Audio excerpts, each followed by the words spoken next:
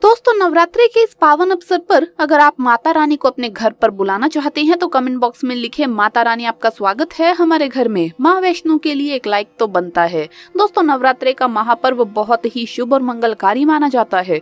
नवरात्रि के पूरे 9 दिन गंगा जल की हर एक बूंद की तरह पवित्र माने जाते हैं। ये शुभ समय भक्तों के जीवन में खुशियों की सौगात लेकर आता है। ऐसे में जो व्यक्ति नवरात्रि आने से पहले अपने घर में ये चीजें लेकर आता है तो उसके घर में माँ वैष्णो का होगा आगमन, माता लक्ष्मी का होगा वास, माँ शेरावाली आपकी झोली खुशियों से भर देगी। इसीलिए नवरात्रि आने से पहले घर में ये चीज जरूर लेकर आइए। दोस्तों, जो माता रानी के भक्त है वो अगर माता रानी की इन प्रिय चीजों में से कोई भी एक चीज अपने घर में लेकर आते हैं तो माता रानी अपने भक्तों के घर दौड़ी दौड़ी चली आती है और माता रानी की कृपा से घर में किसी भी प्रकार का कोई कष्ट नहीं रहता। माता रानी आपके घर में अन्न धन के भंडार भर देती है। आपके घर से गरीबी दरिद्रता दूर हो जाएगी। तो आइए जानते हैं उन चीजों के बारे में। लेकिन उससे पहले अभी तक अगर आपने हमारे चैनल को सब्सक्राइब नहीं किया है तो सब्सक्राइब करके बेल आइकन जरूर प्रेस कर लीजिए। दोस्तों, नवरात्रि में माँ दुर्गा को 16 श्रृंगार अवश्य अर्पित करना चाहिए। 16 श्रृंगार में लाल चुनरी, चूड़ी, बिछिया, इत्र, सिंदूर, महावर, बिंदी, मेहंदी, काजल, चोटी, मंगलसूत्र या फिर गले के लिए माला, पायल, नेल पॉलिश, लाली, कान की बाली, चोटी में लगाने के लिए रबर या फिर आप रिबन भी ले सकते हैं। आप माँ दुर्गा को साड़ी, लहंगा, चुनरी भी अर्पित कर सकते हैं। माता रानी को श्रृंगार अर्पित करने के लिए सबसे पहले एक चौकी लगाइए। अब उस पर आप लाल या पीले रंग का कपड़ा बिछा दें, लेकिन ध्यान रहे चौकी पर कागज नहीं लगाना चाहिए, कपड़ा ही बिछाना है।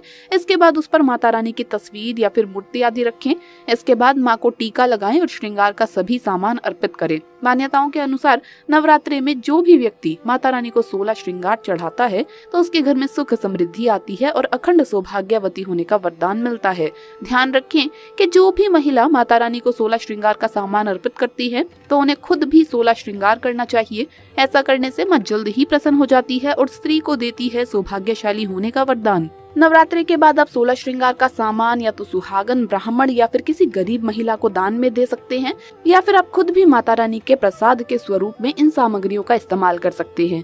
दोस्तों, धर्म शास्त्रों के अनुसार नवरात्रि का महापर्व या कोई भी पूजा पाठ, हवन आदि कर्ज लेकर नहीं करना चाहिए। नवरात्रि में जो व्यक्ति कर्ज लेकर माता रानी के व्रत रखता है, उपवास आदि करता है तो ऐसा व्रत कभी भी पूरा नहीं माना जाता। माता रानी की सच्चे हृदय से भक्ति करें, माँ आपसे अवश्य प्रसन्न होंगी। माता रानी को सच्चे हृदय से 1 रुपए के बताशे भी अर्पित करने से वो प्रसन्न हो जाती हैं। बस मन में सच्ची श्रद्धा होनी चाहिए। कर्जा लेकर माता रानी के जो व्रत रखे जाते हैं उसके ऊपर कर्ज हो जाता है। शनिदेव ने भी कई बार इस बात को दोहराया है। दोस्तों, कर्जा लेकर कोई व्रत आदि नहीं रखना चाहिए, पूजा पाठ, हवन आदि नहीं करना चाहिए। हमेशा अपने पैसों से ही कोई भी शुभ कार्य करना चाहिए, ये अच्छा माना जाता है। माता रानी मात्र एक मिश्री के टुकड़े से भी प्रसन्न हो जाती है। बस आपके दिल में माता रानी का वास होना चाहिए। सच्ची श्रद्धा के आगे आपके करोड़ों रुपए भी बेकार हैं। दोस्तों, नवरात्रि में माटी के दिए दान करने से बहुत ही शुभ माना जाता है। नवरात्रि में घर में दिए लाना अति उत्तम माना जाता है। इससे घर की प्रगति होती है। घर के दरवाजों पर शाम होते ही नवरात्रि में 2 दीपक जरूर जलाने चाहिए। इससे माता वैष्णो का आगमन होता है। नवरात्रि के दौरान सोना या चांदी का सिक्का लाना भी बहुत ही ज्यादा शुभ माना जाता है। ये आश्चर्यजनक रूप से लक्ष्मी का आगमन करवाता है। दोस्तों, नवरात्रि के दौरान आप सोने या चांदी का सिक्का लेकर आएं और इसे माता रानी की चौकी पर माता रानी के पास रख दें। नवरात्रि के 9 दिनों तक आप इस सिक्के का भी पूजन करें। इससे देवी लक्ष्मी की कृपा बनी रहेगी और गरीबी दूर होगी। दोस्तों, नवरात्रि के 9 दिन बाद आप इस सिक्के की पूजा करके इस सिक्के को अपने तिजोरी में रख दें या फिर किसी साफ स्थान पर धन के साथ में आप इस सिक्के को रख सकते हैं। ऐसा करने से घर में धन धान्य की वृद्धि होती है। नवरात्रि के दौरान घर में कमल का फूल लाना बहुत ही ज्यादा शुभ माना जाता है। कमल के फूल को धार्मिक शास्त्रों में अधिक महत्व दिया गया है। धन की देवी माँ लक्ष्मी कमल के फूल पर विराजमान रहती है। नवरात्रि के दौरान कमल का फूल लाकर माँ लक्ष्मी को अर्पित करें और फिर महालक्ष्मी का पूजन करें। ऐसा करने से घर में धन संपत्ति बढ़ने लगती है और परिवार वालों के बीच प्यार बढ़ता है। घर में सुख शांति बनी रहती है। अगर आपको कमल का फूल ना मिले तो आप कमल के फूल का एक चित्र लाइए और इसे नवरात्रि के दौरान अपने घर की उत्तर दिशा में लगाइए और माँ लक्ष्मी से आपके ऊपर कृपा बनाए रखने की प्रार्थना करें। ऐसा करने से घर में अन्न धन की कोई भी कमी नहीं रहती। दोस्तों, नवरात्रि के दौरान दक्षिणावर्ती शंख घर में लाकर स्थापित करना बहुत ही ज्यादा शुभ माना जाता है। शास्त्रों में दक्षिणावर्ती शंख को माँ लक्ष्मी का ही स्वरूप माना जाता है। मान्यता है कि जिस घर में ये शंख रहता है वहाँ कभी भी धन धान्य की कमी नहीं होती। भगवान विष्णु की कृपा भी ऐसे घर पर सदैव बनी रहती है, इसीलिए इसका घर में होना मंगलकारी है। जिस परिवार में विधि विधान के साथ इसकी स्थापना की जाती है वहाँ भूत प्रेत पिशाच व नकारात्मक शक्तियों का प्रवेश नहीं हो पाता। माना जाता है कि शत्रु पक्ष कितना भी बलशाली क्यों ना हो, इसके प्रभाव से हानि नहीं पहुंचा पाता। इतना ही नहीं, इसके प्रभाव से दुर्घटना, मृत्यु व चोरी आदि से भी रक्षा होती है। शास्त्रों में लक्ष्मी जी को प्राप्त करने के लिए और उन्हें स्थायी रूप से निवास देने के लिए एकमात्र प्रयोग दक्षिणावर्ती शंख का ही है। इसके प्रयोग से कर्ज और रोग या कैसी भी बीमारी हो, दरिद्रता आदि सब मिट जाते हैं और सब प्रकार से संपन्नता आने लगती है। दक्षिणावर्ती शंख के लाभ सर्वश्रेष्ठ और शक्तिमान है। नवरात्रों में माता रानी की पूजा में कौड़ी का इस्तेमाल अवश्य ही करना चाहिए। धर्मशास्त्रों के अनुसार महालक्ष्मी जी समुद्र मंथन से उत्पन्न हुई है और कौड़ियाँ भी समुद्र मंथन से ही निकली है। कौड़ी को महालक्ष्मी की सगी बहन माना जाता है। कौड़ी भी धन को आकर्षित करने का स्वाभाविक गुण रखती है। नवरात्रि में 7 की संख्या में कौड़ी लेकर आइए और इन्हें हल्दी से पीला रंग ले। उसके बाद अब इन कौड़ियों को आप माता रानी के पास चौकी पर रख दे। नवरात्रि के पूरे 9 दिनों तक आप माता रानी का पूजन करने के बाद इन कौड़ियों का भी पूजन करें।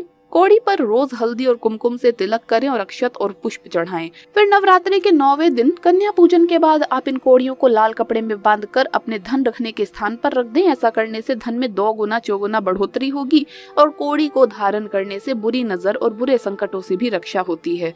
कौड़ी धारण करने से ये आपकी माँ के रूप में रक्षा करती है। बुरी नजर से बचाने की इसमें अद्भुत क्षमता होती है। नवरात्रि के दौरान माँ दुर्गा को गुड़हल का फूल अवश्य ही अर्पित करना चाहिए। माता रानी को लाल फूल बहुत प्रिय है। शास्त्रों के अनुसार देवी माँ के प्रिय पुष्प गुड़हल को चढ़ाने से वो भक्तों पर अपनी असीम अनुकंपा बरसाती हैं। देवी भागवत पुराण के अनुसार माँ दुर्गा पर गुड़हल का फूल चढ़ाना उसी तरह हितकारी है जिस तरह की महाकाल पर बेलपत्र चढ़ाना। ऐसी मान्यता है कि गुड़हल के फूल के शुरुआती भाग में ब्रह्मा, मध्य भाग में विष्णु और अंतिम भाग में महेश और अंकुरन भाग में खुद शक्ति स्वरूपा माँ दुर्गा का वास होता है। दोस्तों, नवरात्रि के दौरान गुड़हल का फूल चढ़ाकर माता रानी की पूजा करने से माता रानी जल्द ही प्रसन्न हो जाती है और अपने भक्तों को सभी संकटों और कष्टों से मुक्ति दिलाती है। आपको बता दें, सभी ने माता रानी के मंदिरों में छत्र देखे होंगे। छत्र आभा मंडल, छाया, सम्मान और सत्ता के सूचक होते हैं। नवरात्रों के दौरान माता रानी को छत्र अवश्य ही अर्पित करना चाहिए। छत्र अर्पित करने का मतलब है कि आप अपने जीवन की, अपने घर परिवार की सुखता माता रानी के हाथ में सौंप रहे हैं। जो भक्त श्रद्धा पूर्वक माता रानी को नवरात्रि के दौरान छत्र अर्पित करते हैं तो माता रानी उनके घर परिवार की बागडोर अपने हाथ में ले लेती है। उनके परिवार के सभी सदस्यों को सही दिशा दिखाती है और सभी कार्य के कष्टों और संकटों से माता रानी रक्षा करती है। दोस्तों, आप अपनी इच्छा के अनुसार माता रानी को चांदी का, सोने का बड़ा या फिर छोटा कैसा भी छत्र अर्पित कर सकते हैं। नवरात्रि के दौरान ये वस्तुएं घर में लाने से माता रानी की कृपा से जीवन में खुशियां ही खुशियां आती है। नवरात्रि के दौरान अपने घर में इन वस्तुओं को लाने से माता रानी की कृपा से किस्मत के दरवाजे खुल जाते हैं, कष्ट मिटते हैं और अपार धन की प्राप्ति होती है। माता रानी प्रसन्न हो जाती है। नवरात्रों में माता रानी के पास एक मोर पंख अवश्य रखें, इससे घर की सुख समृद्धि में बढ़ोतरी होती है। मोर पंख शिवता का प्रतीक माना जाता है। दोस्तों, भारतीय संस्कृति में पीपल को देव वृक्ष कहा जाता है। इसके सात्विक प्रभाव के स्पर्श से अंतर्मन की चेतना पुलकित और प्रफुल्लित हो जाती है। स्कंद पुराण में वर्णित है कि पीपल के मूल में भगवान विष्णु, तने में केशव, शाखाओं में नारायण, पत्तों में श्री हरि और फलों में सभी देवताओं के साथ अच्युत सदैव निवास करते हैं। भगवान श्री कृष्ण कहते हैं, समस्त वृक्षों में मैं पीपल का वृक्ष हूँ। शास्त्रों में वर्णित है कि पीपल की विधि विधान से पूजा अर्चना करने से संपूर्ण देवता स्वयं ही पूजित हो जाते हैं। जो भी मनुष्य पीपल का वृक्ष लगाता है उसका वंश कभी नष्ट नहीं हो पाता। पीपल की सेवा करने वाले मोक्ष प्राप्त करते हैं। पीपल वृक्ष की प्रार्थना के लिए पीपल की प्रार्थना का मंत्र दिया गया है। पीपल के वृक्ष के नीचे मंत्र, जप और ध्यान तथा सभी प्रकार के धार्मिक कार्य को शुभ और फलदायक माना जाता है। श्रीमद् भगवत में वर्णित है कि द्वापर द्वापर युग में परम धाम जाने से पहले भगवान श्री कृष्ण इस दिव्य पीपल वृक्ष के नीचे बैठकर ध्यान में लीन हुए थे। कहते हैं कि पीपल से बड़ा कोई मित्र नहीं है। जब आपके सभी रास्ते बंद हो जाते हैं, हर तरफ से आपको परेशानियां और संकटों का सामना करना पड़ता है, आपकी परछाई भी आपका साथ नहीं देती, हर कार्य बिगड़ जाता है, तो आपको पीपल के वृक्ष की शरण में जाना चाहिए। पीपल के वृक्ष की शरण में जो भी जाता है वो कभी खाली हाथ नहीं आता। पीपल की पूजा अर्चना करके उनसे मदद की याचना करें। निसंदेह ही कुछ ही समय में सभी कष्ट दूर हो जाएंगे। श्री कृष्ण कहते हैं, जो मनुष्य अपने संपूर्ण जीवन में केवल एक भी पीपल का वृक्ष लगाता है तो उसके सभी जन्मों के पापों का नाश हो जाता है। पीपल का ये वृक्ष उसकी मृत्यु के पश्चात भी उसके लिए पुण्य कमाता है। इसीलिए प्रत्येक मनुष्य को अपने जीवन काल में एक पीपल का वृक्ष अवश्य लगाना चाहिए। प्राचीन काल में ऋषि मुनि पीपल को बहुत अधिक पवित्र मानते थे और इसकी पूजा करते थे। साथ ही ये भी माना जाता है कि पीपल के वृक्ष के पत्तों पर मंत्रों को लिखने से अधूरी इच्छा पूरी हो जाती है और मनुष्य दीर्घायु जीवन व्यतीत करता है। यदि आपके जीवन में धन से संबंधित समस्या है, कितनी ही कोशिश करने के बाद भी धन प्राप्त नहीं होता है, जीवन कष्टों से भरा है, विवाह की समस्या है अथवा शत्रुओं से कष्ट प्राप्त होता है, तो आप पीपल के पत्तों पर विविध प्रकार के मंत्रों को लिखकर अपने पूजा घर में अवश्य रखें। आपकी समस्या का निवारण अवश्य होगा। आइए जान लेते हैं पीपल के वृक्ष की सहायता से हम हमारे जीवन में सुख समृद्धि कैसे ला सकते हैं और पीपल के पत्तों पर कौन सा मंत्र लिखना चाहिए। सबसे पहली बात, शनिवार के दिन पीपल की पूजा करने का बड़ा ही महत्व बताया गया है। इसका संबंध शनि देव से होता है। हमारे सभी नवग्रह में शनि को श्रेष्ठ ग्रह माना जाता है। शनि देव न्यायाधीश की भूमिका निभाते हैं। कुछ लोग शनि को हमेशा ही दुष्ट ग्रह मानकर उनसे डरते रहते हैं, परंतु ऐसा पूरी तरह से सत्य नहीं है। शनि के डर की वजह से हम उसकी ओर देखने से भी बचते हैं, लेकिन ये सबसे सुंदर ग्रह है, हमें इसे कभी दुर्लक्ष्य नहीं करना चाहिए। शनि एक ऐसा ग्रह है जिस व्यक्ति पर इसकी कृपा हो जाती है, समझो उस व्यक्ति के भाग्य के द्वार खुल जाते हैं। वो अपने जीवन में हर प्रकार का सुख पाता है और जीवन के हर क्षेत्र में उसे सफलता और तरक्की मिलती है। साथ ही समाज में मान सम्मान बढ़ता है। यदि आप शनिवार के दिन पीपल के पत्तों पर शनि देव का मंत्र लिखते हैं, ओम शन शनिश्चराय नमः, और इस पीपल के पत्ते को शनि देव के मंदिर में जाकर उनके चरणों में रख देते हैं, तो आपके जीवन में चल रही अनेकों समस्याओं का अंत हो जाता है। ये उपाय आपको हर तरह के संकटों से मुक्ति दिला सकता है। शनि महाराज को पीपल का पेड़ अत्यंत प्रिय है। पीपल के वृक्ष की पूजा करने से शनि देव प्रसन्न होते हैं। शास्त्रों में ये बताया गया है कि पीपल के पेड़ पर सभी देवताओं का वास है। इसीलिए शनि देव को प्रसन्न करने के लिए हर शनिवार को पीपल के पेड़ को जल अर्पण करें और परिक्रमा करें। साथ ही पीपल के पेड़ की जड़ पर राई के तेल का दीपक जलाएं और ओम नमो भगवते वासुदेवाय नमः इस मंत्र का जप करें। इससे आपके जीवन से जुड़े समस्त कष्टों का नाश होता है। यदि आपके जीवन में धन से जुड़ी समस्या है तो पीपल के वृक्ष का ये उपाय आपको अत्यधिक धन की प्राप्ति दिला सकता है। पीपल के वृक्ष का एक पत्ता लेकर उसके ऊपर कुमकुम से ओम श्रीम नमः ये मंत्र लिखकर उसे माँ लक्ष्मी के चरणों में रख दें और दूसरे दिन उस पीपल के पत्ते को अपनी तिजोरी में रख दें, अथवा जिस स्थान पर आप धन रखते हैं उस स्थान पर अवश्य रखें, अथवा आप इस पत्ते को अपने पर्स में भी रख सकते हैं। ये उपाय आपकी धन संबंधित समस्याओं को समाप्त करता है। माँ लक्ष्मी की कृपा से आपको धन की प्राप्ति होगी। यदि जीवन में कर्ज की समस्या है अथवा शत्रुओं से परेशान है तो आप पीपल के पत्ते पर ओम हन हनुमंते नमः इस मंत्र को लिखकर हनुमान जी के मंदिर में जाकर उनके चरणों में रख दें। ऐसा करने से कर्ज संबंधित समस्याओं से समाधान प्राप्त होता है और शत्रुओं से रक्षा होती है। तो इस प्रकार से पीपल के वृक्ष की पूजा करके हम हमारे जीवन में सुख समृद्धि ला सकते हैं। दोस्तों, वास्तु दोष उत्पन्न होने से घर में नकारात्मक ऊर्जा बढ़ने लगती है, जिसके कारण हमारे साथ दुख और अशुभ घटनाएं घटित होने लगती है।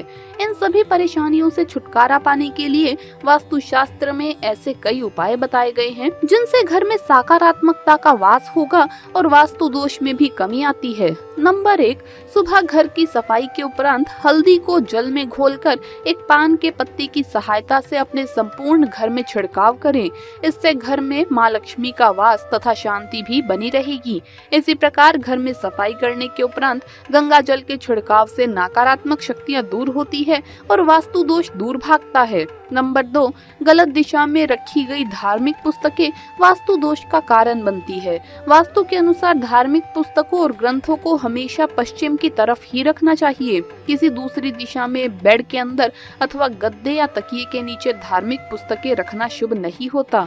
नंबर 3, अपने घर के मंदिर में घी का एक दीपक नियमित जलाएं तथा घंटी भी बजानी चाहिए, जिससे सभी प्रकार की नकारात्मक ऊर्जा घर से बाहर निकलती है। इसी तरह घर में शंख रखने और बजाने से घर का वास्तु दोष भी दूर हो जाता है। घर के पूजा स्थल में देवी देवताओं पर चढ़ाए गए पुष्पहार दूसरे दिन हटा देने चाहिए और भगवान को नए पुष्पहार अर्पित करने चाहिए। इसी प्रकार पूजा घर में देवताओं के चित्र भूल कर भी आमने सामने नहीं रखने चाहिए, इससे बड़ा दोष उत्पन्न होता है। नंबर 4, घर में सफाई हेतु रखी झाड़ू को दरवाजे के पास नहीं रखना चाहिए। यदि झाड़ू को बार बार पैर लगता है तो ये धन नाश का कारण बनता है। झाड़ू के ऊपर कोई वजनदार वस्तु भी नहीं रखें। नंबर 6, वास्तु दोष के कारण यदि घर में किसी सदस्य को रात में नींद नहीं आती या स्वभाव चिड़चिड़ा रहता है तो उसे दक्षिण दिशा की तरफ सिर करके शयन करना चाहिए। इससे उसके स्वभाव में बदलाव होगा और अनिद्रा की स्थिति में भी सुधार होगा। नंबर 7, घर के उत्तर पूर्व में कभी भी कचरा इकट्ठा ना होने दें और ना ही इधर भारी सामान और मशीनरी रखें। अपने वंश की उन्नति के लिए घर के मुख्य द्वार पर अशोक के वृक्ष दोनों तरफ लगाएं। नंबर 8, अपने घर में ईशान कोण अथवा ब्रह्म स्थल में सफ्टीक श्री यंत्र की शुभ मुहूर्त में स्थापना करें। ये मंत्र लक्ष्मी प्रदायक भी होता है, साथ ही साथ घर में स्थित वास्तु दोषों का भी निवारण करता है। नंबर 9, शाम के समय तुलसी के पौधे में एक घी का दीपक अवश्य लगाएं। तुलसी देवी लक्ष्मी का स्वरूप है, अतः नियमित रूप से अपने घर की सुख शांति की प्रार्थना करें। नंबर 10, घर में किसी भी कमरे में सूखे हुए पुष्प नहीं रखने चाहिए। यदि गुलदस्ते में रखे हुए फूल सूख जाए तो नए फूल लगा दें और सूखे पुष्पों को निकालकर बाहर फेंक दें। नंबर 11, सुबह के समय थोड़ी देर तक निरंतर बजने वाली ओम नमः शिवाय की धुन या अपनी आस्था के अनुसार कोई भी मंत्र की धुन घर में बजने दें। इससे भी वास्तु दोष दूर होता है और सकारात्मकता का वास होता है। तो दोस्तों, आपको वीडियो कैसा लगा हमें कमेंट्स में जरूर बताएं। इस वीडियो को लाइक करें, अपने दोस्तों के साथ शेयर करें और हमें सब्सक्राइब करना ना भूलें। जल्द मुलाकात होगी अगली वीडियो में। हर हर महादेव, जय महाकाल।